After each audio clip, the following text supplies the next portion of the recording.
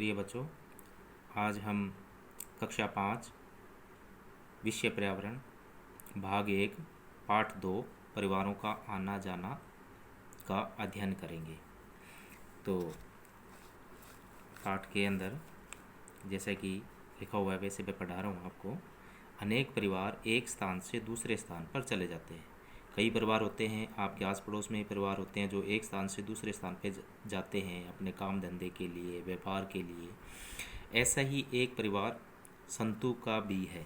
संतु का परिवार गांव में रहता था, खेती का काम करता था। लगातार 2 वर्षों तक अकाल पड़ने के कारण संतु के परिवार के सामने खाने का संकट आ गया। लगातार 2 साल तक अकाल पड़ा तो खेती वगैरह हुई नहीं, तो उनके सामने खाने तक का संकट आ गया, यानी खाना खाने के लिए भी भोजन नहीं था उनके पास में। इसलिए संतु अपने परिवार और पशुओं को साथ लेकर अपने भतीजे के गांव में चला गया। इसलिए जो संतु था वो अपने परिवार और जो उसके पास में पशु थे उनको लेकर अपने भतीजे गांव में चला गया।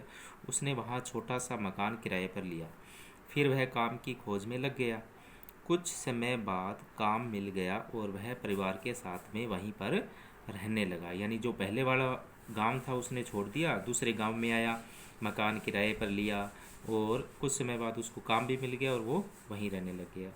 वहाँ रहना आसान नहीं था, उसे अपने गांव की याद सताने लगी थी।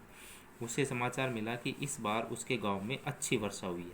फिर क्या था, वह अपने परिवार और पशुओं को लेकर वापस अपने गांव आ गया। यानी एक गांव से दूसरे गांव, फिर वापस उसी गांव। अब सोचिए और लिखिए, संतु को दूसरे गांव में किन किन समस्याओं का सामना करना पड़ा होगा। अब इस प्रश्न का उत्तर, संतु को दूसरे गांव में, अब दूसरे गांव में जाते हैं तो क्या क्या समस्याएं आती है। रहने के लिए मकान भी चाहिए है, ठीक है, राशन वाले के पास में राशन लेके आना है उससे जानकारी भी चाहिए है, काम धंधे के लिए भी जानकारी चाहिए, तो अनेक समस्याएं आती है। आपके आसपास से कोई परिवार दूसरी जगह गया हो या दूसरी जगह से आया हो तो उसके बारे में निम्नलिखित जानकारियाँ एकत्रित कीजिए। यानी आपके आसपास में कोई परिवार आया है तो उसके बारे में जानकारी प्राप्त करनी है कि परिवार कहाँ से आया है और कहाँ गया।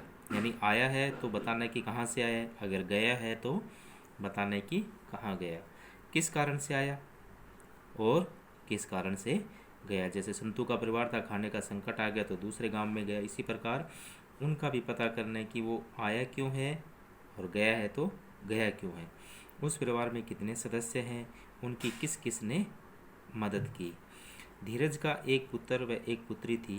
वह गांव में दैनिक मजदूरी करता था। दैनिक मजदूरी का मतलब होता है रोजाना का कमाना, रोज का कमाना, रोज का ही खाना। उसका पुत्र 12वीं व पुत्री 10वीं कक्षा में पढ़ती थी।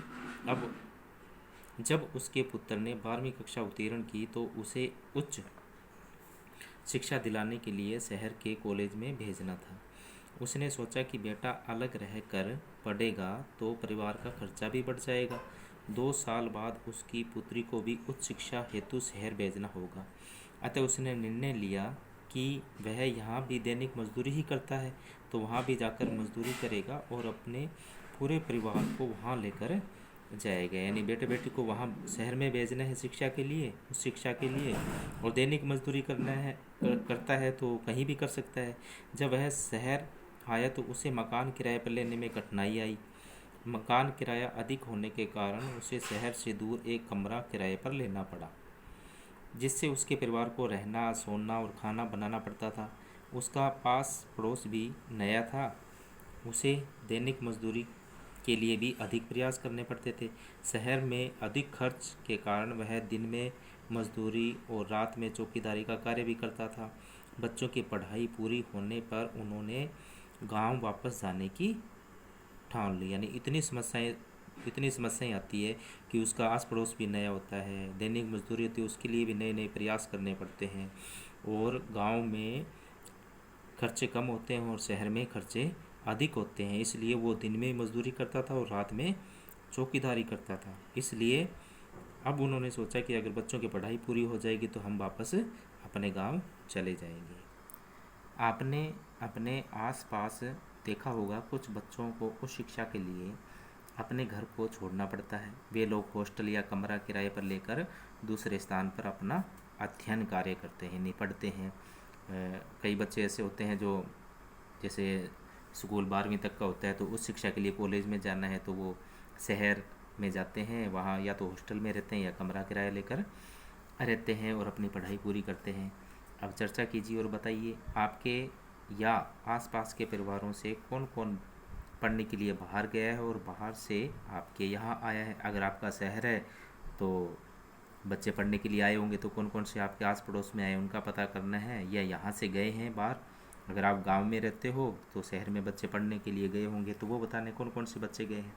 यदि आपको बाहर पढ़ने जाना पड़े तो आप क्या क्या सामान लेकर जाएंगे। तो आप क्या क्या सामान लेकर जाएंगे, अपनी किताबें लेकर जाएंगे, कपड़े लेकर जाएंगे, ओढ़ने बिछाने के लिए चादर लेकर जाएंगे, बिस्तर लेकर जाएंगे। तो जो भी सामान चाहिए है, नहाने के लिए साबुन है, कांच है, कंघा है, तेल है, ये सब सामान लेके जाना पड़ेगा। और खाने का सामान भी लेके जाना पड़ेगा, राशन का सामान भी लेके जाना पड़ेगा। आपके विद्यालय में कोई साथी हॉस्टल में रहकर पढ़ाई कर रहे हैं तो उनके बारे में भी जानकारियाँ प्राप्त कीजिए, जैसे उन्हें क्या क्या काम स्वयं करने होते हैं। तो कोई हॉस्टल में आपका साथी रहता है तो उससे ये पूछ कर आप इसका उत्तर लिख सकते हैं। लोग किन किन कारणों से एक स्थान से दूसरे स्थान पर जाते हैं। जैसे आपने इस पुस्तक में पढ़ा भी है कि संतु को खाने का संकट आ गया तो एक स्थान से दूसरे स्थान पे चला गया। इसी प्रकार दूसरी कहानी में था कि बच्चों की उच्च शिक्षा के लिए भी एक स्थान से दूसरे स्थान पे जाना पड़ा। उनके बच्चों की पढ़ाई कैसे होती होगी, जो एक स्थान से दूसरे स्थान पे जाते हैं उनके बच्चों की पढ़ाई कैसे होती होगी। तो पढ़ाई तो डिस्टर्ब होती है, क्योंकि एक स्थान पे से दूसरे स्थान पे जाते हैं तो टीचर भी हैं वो नए मिलते हैं, बच्चे भी नए, तो पढ़ाई तो बाधित होती है। जब लोगों को नई जगह पर बसना हो तो क्या क्या व्यवस्थाएं जुटानी पड़ती है। जब लोगों को नई जगह पर बसना हो तो क्या क्या व्यवस्थाएं जुटानी होती है। जब लोग नई जगह पर जाते हैं तो रहने के लिए मकान है, खाने पीने का सामान है, तो सारी व्यवस्थाएं जुटानी पड़ती है। तो आज हम यहाँ तक ही पढ़ेंगे और आगे का पाठ उसकी PDF फाइल इसके साथ में भेजूँगा जिसका आग्रह करें आपको करना है। धन्यवाद।